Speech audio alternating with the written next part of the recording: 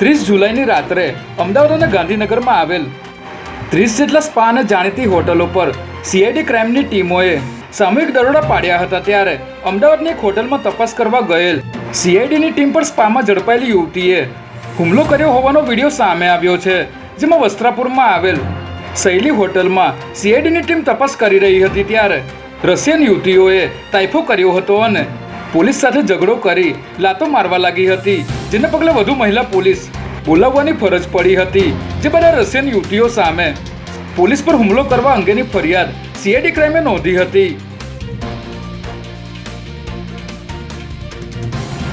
Ahmedabad municipal કોર્પોરેશનના assistant TDO અને તેના મળતિયાને 20 લાખની લાંચ લેતા એસીબીની ટીમે રંગે હાથ ઝડપી પાડ્યા છે, જેમાં અમદાવાદ શહેરમાં વડીલો પાર્થિત જમીન પર બનાવાયેલ મકાનો અને દુકાનો કોર્પોરેશન દ્વારા તોડી પડાઈ હતી, જે અનુસંધાને કામગીરી કરીને વૈકલ્પિક વ્યવસ્થા ગોઠવી આપવાના બદલામાં 50 લાખની લાંચની માંગણી કરવામાં આવી હતી અને રકઝકના અંતે 20 લાખ આપવાનું નક્કી કરાયું હતું। ત્યારે એસીબીની ટીમે છટકું ગોઠવી આસિસ્ટન્ટ ટીડીઓ હર્ષદ ભોજક અને તેના મળતી આશિષ પટેલને ઝડપી લીધા હતા, જે બાદ ટીડીઓના ઘરેથી 73 લાખની રોકડ અને સોનાનું બિસ્કિટ મળી આવ્યું હતું।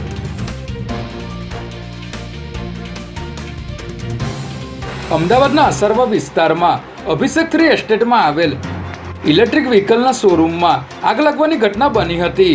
અહીં આગ લાગતાની સાથે જ બેટરીઓ ફાટવા લાગતા અફરાતફરીનો માહોલ સર્જાયો હતો અને બેટરીઓ ધડાકાભેર ફાટવા લાગી હોવાને કારણે કાચ તૂટવાની સાથે ધુમાડાના ગોટે ગોટા નીકળ્યા હતા।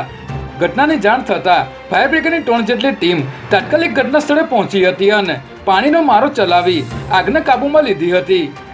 અહીં આગ લાગવાની ઘટનામાં કોઈ જાનહાની થઈ નથી, પરંતુ શોરૂમમાં આગના કારણે મોટું નુકસાન થયું હતું।